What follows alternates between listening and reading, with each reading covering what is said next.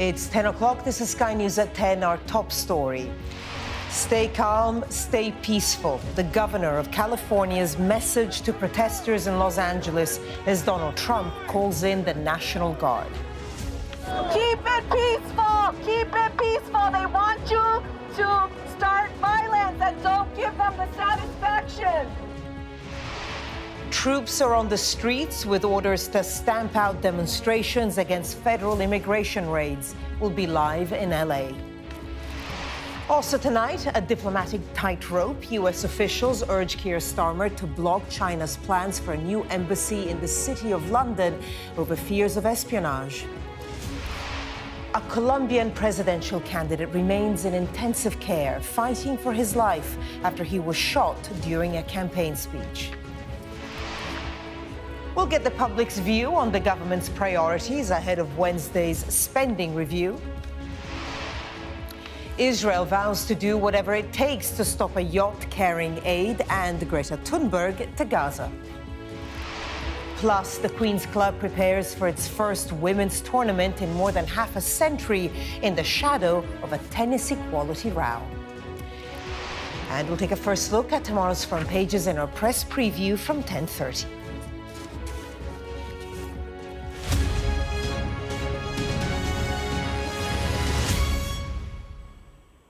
Good evening. The governor of California has urged protesters to stay calm and stay peaceful after President Trump deployed the National Guard to Los Angeles. Troops are on the streets with orders to stamp out demonstrations that broke out in response to immigration raids. Neither city nor state officials requested the National Guard's assistance, with Governor Gavin Newsom accusing the president of trying to manufacture a crisis. Mr. Trump says that if the governor can't do his job, the federal government will. Our U.S. correspondent Martha Kellner is live in Los Angeles for us. Martha, over to you. Yeah, this is the third day of protests against Donald Trump's immigration policy, but a very clear ratcheting up of the situation here today. And that's because the National Guard have arrived on the streets at the behest of President Donald Trump. There are 2,000 military members on their way to Los Angeles. He says to stamp out these immigration protests, but this is in direct opposition to the wishes of the governor of California, Gavin Newsom, who says that Donald Trump deploying the National Guard on the streets here is a clear attempt to rile up these protesters, to escalate this situation further. Where I am at the moment is in the heart of downtown Los Angeles. I'm outside the Metropolitan Detention Center, and there are still people being held in the basement of this detention center who were detained during immigration raids over the past few days. ICE, Immigration and Customs enforcement officials, were going to workplaces across this city, rounding up people who they claim are illegal immigrants. Some of them are being held here, and that's why you see the protesters demanding for their release. You may also be wondering, there are helicopters circling over above, drones, police drones as well, police helicopters. And you may be wondering why I'm wearing this big gas mask, and that's because just over half an hour ago, these National Guard members of the military, deployed tear gas and rubber bullets into this crowd, sending protesters scattering. You can see there's a very clear anger here, and apologies in advance for any bad language that you hear or see on these signs. But for now, let's look at what's happened this afternoon and why these protests began in the first place. On the streets of LA, the military fire tear gas and rubber bullets into a group of protesters. A third day of unrest across this city, but this is a clear escalation. They want you to start violence and don't give them the satisfaction. These are some of the 2,000 soldiers deployed by the president, and they've been ordered to hold their line. This, the most visceral fallout yet from Donald Trump's immigration policy. These demonstrations sparked by raids on workplaces across LA. This is what fascist governments do when people rise up, and the people are rising up. Like, we are here defending our communities. There's no two ways about it. We are here to say you cannot separate these families. You cannot take people away. They're picking up people, vans are coming, people, and their faces are covered. They're wearing black, and they're just putting people in vans, arresting them. It's happening all over. And now that the National Guard has been released, it's horrifying. It is an embarrassment to have the National Guard deployed on domestic territory against its people. It is despicable. Tensions are running high. There's palpable anger here towards ICE agents, immigration and customs enforcement officers. The trouble flared on Saturday when federal agents executed search warrants at 3 locations, culminating in clashes outside a detention centre, protesters demanding those in custody be released. President Trump was quick to send in the National Guard, thanking them online hours before they even arrived. Great job by the National Guard in Los Angeles after 2 days of violence, clashes and unrest, he posted, adding, these radical left protests by instigators and often paid troublemakers will not be tolerated. But LA Mayor Karen Bass said mobilising the National Guard was completely unnecessary and would agitate the population. California's Governor Gavin Newsom agreed, accusing the federal government of manufacturing a crisis. Active duty Marines stationed nearby were also placed on high alert for mobilisation. But with the Los Angeles Police Department reporting peaceful demonstrations, the governor branded that decision deranged. Tensions then very clearly ramping up here. You can see this gentleman getting right in the faces of some of these National Guard members. He's been chanting, shame on you, shame on you. Lots of people here think that Donald Trump's deployment of the National Guard is a very clear attempt to escalate this situation. Not least the California Governor, Gavin Newsom. He's been writing on X, don't give Trump what he wants, stay calm, stay peaceful. You can see here these National Guard members there encouraging this man to step back, step back. They are clearly heavily armed. We know they have rubber bullets and tear gas, which they're not afraid to use. They're telling this man to get back, as he does so. Excuse me, sir. Donald Trump, apologies for the bad language here, Donald Trump has also been speaking in the last few minutes, departing on his way back to the White House, getting on Air Force One.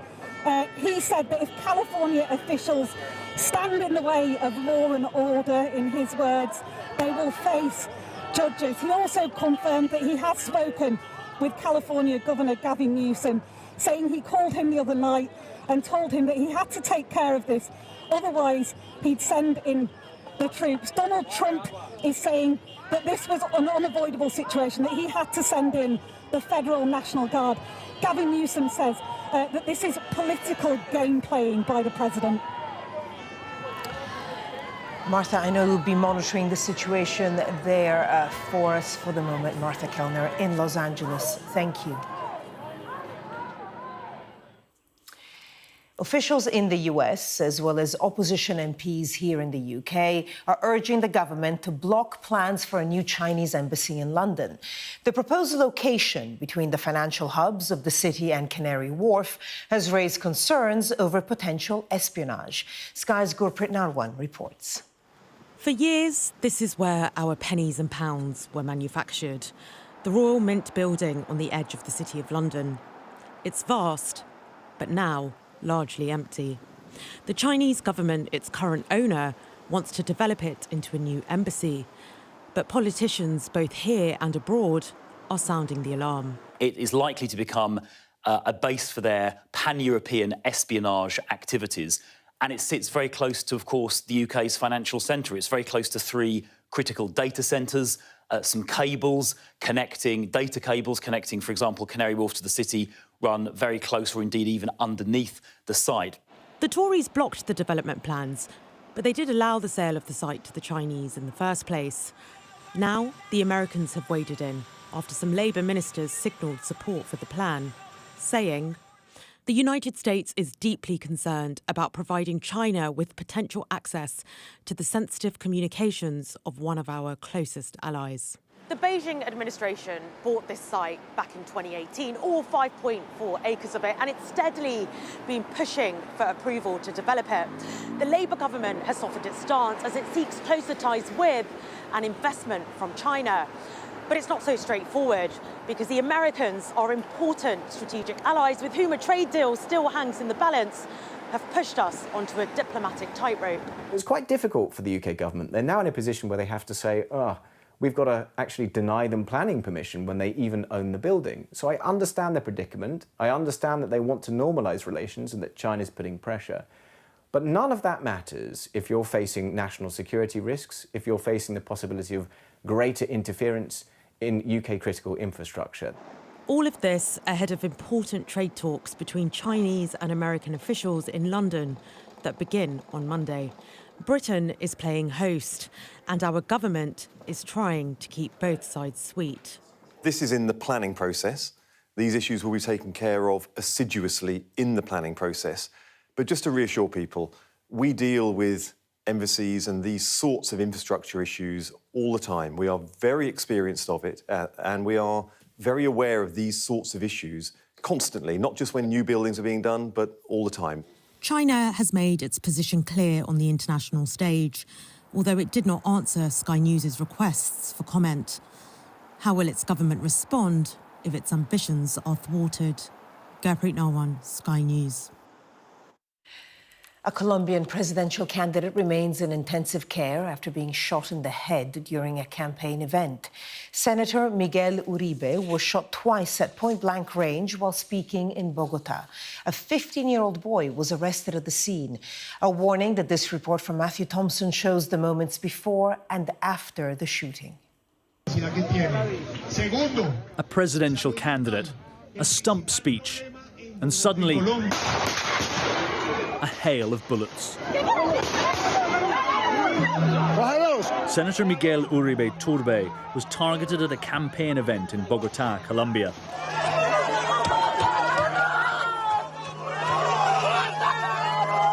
He appears to have been shot in the head and is in a critical condition in hospital.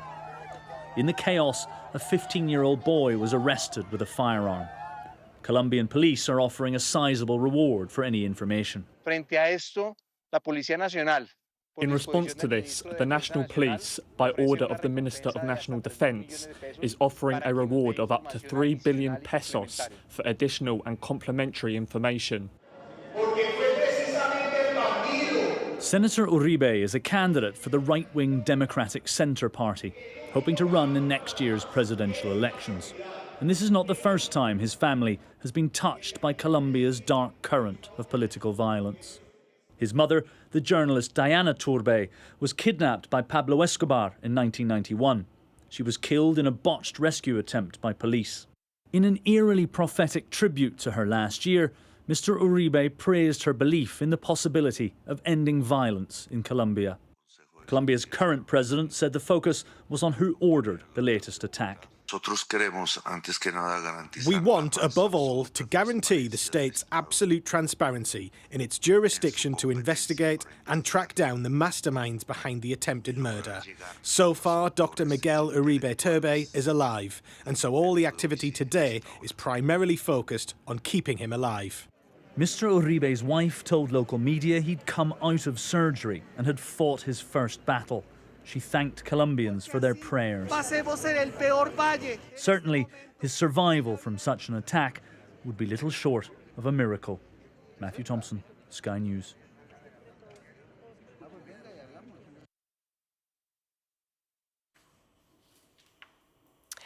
Let's bring you now the latest statement coming in from Donald Trump. He has written on Truth Social. Let me just talk you through what he said. He said, a once great American city, Los Angeles, has been invaded and occupied by illegal aliens and criminals. Now violent insurrectionist mobs are swarming and attacking our federal agents to try and stop our deportation operations. But these lawless riots only strengthen our resolve. I'm directing Secretary of Homeland Security, Kristi Noem, Secretary of Defense, Pete Hegseth, and Attorney General Pam Bondi, in coordination with all other relevant departments and agencies, to take all such action necessary to liberate Los Angeles from the migrant invasion and put an end to these migrant riots. Order will be restored, the illegals will be expelled, Los Angeles will be set free. So that statement coming in to us from Donald Trump. He just posted it on the Truth social media platform. Obviously, this comes just about 45 minutes after we saw those clashes there in central Los Angeles between the National Guard that you can see there in full riot gear and protesters that had assembled. Clashes as well politically, you could say, between Gavin Newsom, who is the governor of California, and President Trump over the need for these National Guard troops, with the governor saying that this could be inflammatory, but that also the Governor Newsom tweeted a little bit earlier calling for calm and restraint and not to use violence. So we'll bring you more on that story as it develops and bring you the latest from Los Angeles. But next, Rachel Reeves will set out the government's spending plans on Wednesday, with the Health and Defense Departments expected to be among the few winners. The Chancellor has admitted that some are going to miss out. But do the government's priorities match the public's? Our political correspondent Liz Bates reports. This week, the Chancellor will set out her spending priorities for the country. But at this Leeds market, close to Rachel Reeves' constituency, these shoppers have their own. I think certainly defence at the moment, with everything that's going on in the world, I think we have to really review what our spending, where we have cut back in the past, because generally the world was at peace, wasn't it, in most cases. But I think it's right that it should be reviewed.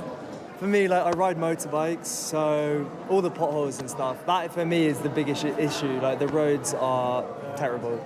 The choices are not easy, and even voters know that keeping everyone happy is almost impossible. They can make all the spending reviews they want, but they're not spending money in the right place. But if they say, OK, we'll spend money, where do you want us to get it from? They've got to increase taxes. The main income revenue, as far as I know, and I don't know much, I think it's taxes. Now ask me if I want to pay more taxes, and the answer is no. Labour members have yet another set of priorities. They would like to see spending protected in health, local government and working age and child benefits. And on where to cut back, defence and pensions. Back in Westminster, Cabinet ministers, aware that the party must do better, are still blaming the Conservatives and putting their faith in the Chancellor. I said we were failing. When we came into office, we inherited an economy that was drowning.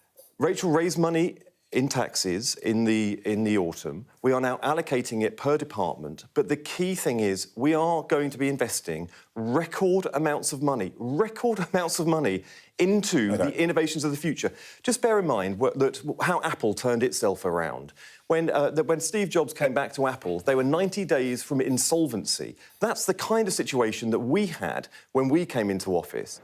Former head of the Civil Service, Simon Case, knows all too well how pivotal this week will be. This is a big deal for this government. There's a great temptation, I think, to see these spending reviews as a bureaucratic exercise, handing out the money, working out who gets what. But what really matters about this one is that this one sets the spending priorities for the next 3 years, so the bulk of this Parliament.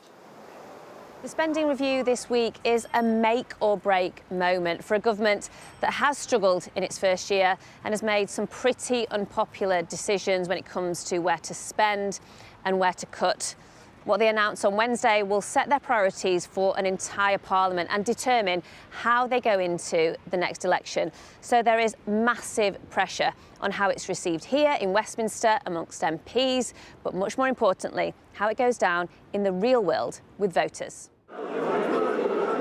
In Leeds and across the country, Rachel Reeves will have another chance to sell her vision to a sceptical public who aren't buying it just yet.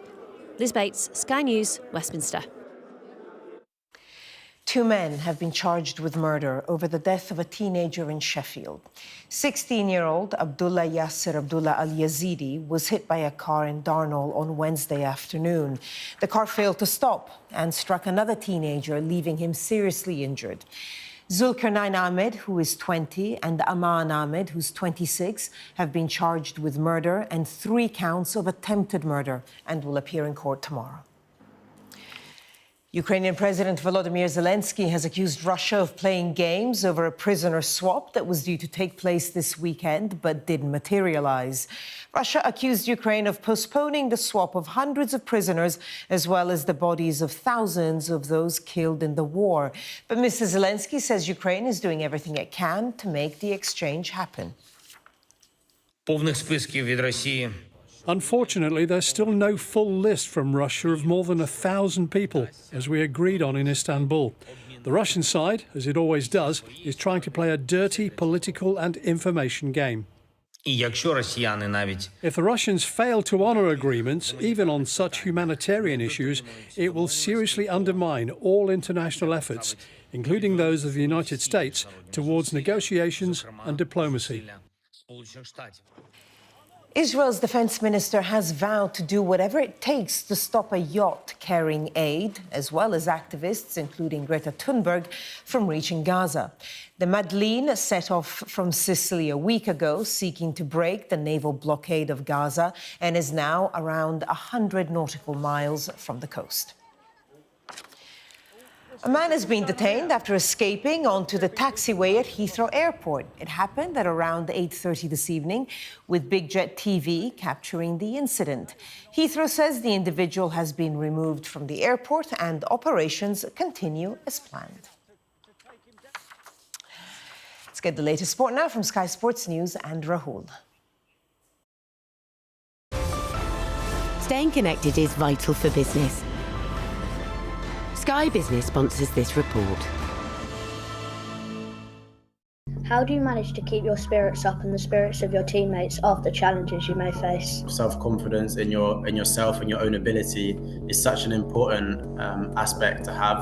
I've had a number of injuries the last year and a half or 2 years, and they're taking their toll on my head at times. Sometimes you just need to grab somebody and just give them a hug, tell them that it'll be okay. Professional footballers helping young people with their mental health. That's the aim of virtual soccer schools, alongside learning platform Amazing People Schools. Online, in person, and with AI technology. My question is, how do you deal with stress on and off the pitch? Football is the most powerful sport in the world, and utilising footballers, we just see them as players on the pitch, passing the ball and scoring goals, but they have so much more to offer. So at VSS, we're providing them with a platform to showcase their mental health strategies, their setbacks, how they deal with anxiety, pressure and growth mindset, just not on the pitch, but how they utilise it off the pitch as well. Former Arsenal defender Thomas Vermaelen was the latest footballer to take part in the charity's first ever in-person session. Allow yourself to be disappointed. I enjoy passing on experiences, if it's about mental health, my career, the pressure I've been through, giving my experience to the younger generation is something that I really like. In earlier years, we didn't really speak about it, so it's just we get along and we go through tough times, but you hear now players basically after their career opening up about the struggles they had during. As ex-professionals, if we can give some sort of experience of insight, what to expect, or any advice we can give to the younger generation, I think it's only good. We can prepare them a little bit. That sentiment was shared by Chelsea midfielder Kiernan Dewsbury-Hall. It is important in this day and age to talk about it because there's a lot of people that go through it. As a youngster, I probably let things affect me a little bit more, and I was a bit more naive to it. But the older you get, the more experience you get, I think you just learn to not let it get you down. If you see negative comments or whatever, just don't let it get you down. Look, just see the positive ones and how you can use that in a good way. As I've gone along in my career, I've learned to deal with that in a better way. Pressure is in the moment can be very uncomfortable. At the same time, it's also something what gives excitement to the career and the games. But yeah, if you really struggle with the pressure and you see it's affecting your performances, you know, I wish then in those days you could speak about it more, but I think in those days it was more like a sign of weakness sometimes. It's that perception of weakness around mental health that the charity wants to break down amongst the young. It's amazing to see the young people come on to our sessions, have that confidence to ask the player a question on real tough subject matters such as social media, resilience, growth mindset, bullying. Sky Business sponsors this report. Well, it's a sign that Wimbledon is just around the corner, but for more than half a century, Queen's has been exclusively male. Well, that changes tomorrow when the club in West London will host a women's tournament ahead of the men's competition in a week's time. But there's already a row over prize money, with the men set to earn over £1 million more. From the Queen's Club, Sky's Jackie Beltrao reports. The men have had their Wimbledon warm-up event at Queen's Club for over 130 years. Now, British stars Emma Raducanu and Katie Boulter will compete in the equivalent tournament for women for the first time since 1973. I'm happy to be here at Queen's. It's an event that I have come to when I was younger, so to be back and be playing it is amazing, and first time there's a women event for a very long time, so looking forward to that. What a privilege to be out here. It's something that I've been coming to for a very long time as a fan and just someone that loves tennis. I dreamt of having the opportunity to step out there myself, and now it's finally come true. So we're here, and yeah, I'm very much looking forward to getting out there. The new Queen's Trophy is the same size as the men's, but the prize money is not. The women will compete for a pot of £1.1 million, the men for just over £2.1 million. And at the recent French Open, no women's matches were picked for the prime-time evening session. Apart from at the Grand Slams, equality between the men's and women's tours is some time away. As a tournament director of the women's event, all I can do is prioritise the players that I have this week, give them the best platform. People see equal prize money at the Grand Slams and think that that happens year-round, which is not the case. So in terms of closing that gap, the LTA have announced that it will be equal prize money by 2029, which is ahead of the standards that the WTA themselves have set. When female players last competed here, Olga Morozova beat Yvonne Goolagong in the final, Billie Jean King competed in the doubles, and Sir Paul McCartney and Wings were #1. Being the first woman to win the new tournament would be prestigious. Raducanu, though, is playing down her chances. Of course you want to win the tournament, like every tournament, but especially when it's at home. My expectations, truthfully, are pretty low because as I said, I played points for the first time today. I've had maybe like 2-3 days on the grass court, so it's not been much, but I just have to take it as it goes. I know that I'm doing what I can and have dealt with everything as best as I can. So yeah, just kind of deal with what's in front of me. Andy Murray has won here 5 times, and he will open the tournament by renaming the show court the Andy Murray Arena. And as a long-time advocate for the women's game, it seems fitting that the women will be the first to play on it. It's a very strong field with several Grand Slam winners, and it's almost sold out. Now the weather just needs to play ball. Jackie Beltrao, Sky News, Queens. Let's take you back now to Los Angeles, where we have seen clashes between the National Guard and protesters. You can see some aerial shots there of protesters gathered outside the Metropolitan Detention Center in downtown Los Angeles. Now, we understand that around 300 National Guard troops have arrived in Los Angeles a little earlier today. And about 45 minutes ago, we saw them in full riot gear, confronting some of the protesters that had gathered. We've also heard from Donald Trump in the past 10 minutes or so. He posted on Truth Social. He said Los Angeles had been invaded and occupied by illegal aliens and criminals. He went on to say violent insurrectionist mobs are swarming and attacking our federal agents to try and stop our deportation operations.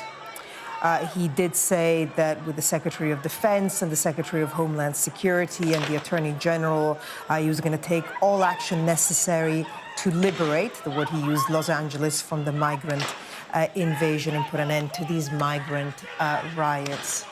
A little earlier, I don't know if we've just seen those pictures, we also saw officers from the Los Angeles Metropolitan Police make an arrest. I think they're the ones there in the black uniform, and we did see clashes earlier on with tear gas being used. So obviously a very tense situation in Los Angeles, certainly in that part of downtown Los Angeles. We also heard from the governor, Gavin Newsom. Now, he hadn't called for the National Guards to be sent to Los Angeles, but he is asking for people to stay calm, and that violence should not be used. So obviously, very febrile situation there in Los Angeles. We'll bring you more details on any developments as we get them here on Sky News. Well, that was Sky News at 10. Coming up, we'll take a first look at tomorrow's papers in the press preview. Tonight, we're joined by Financial Times Associate Editor and columnist Stephen Bush and contributing editor of The Times and Sunday Times, CBU. Welcome both. Among the stories we'll be discussing, this on the front of the FT, which suggests ahead of Wednesday's public spending review that defense and health will be the big winners. We'll be right back.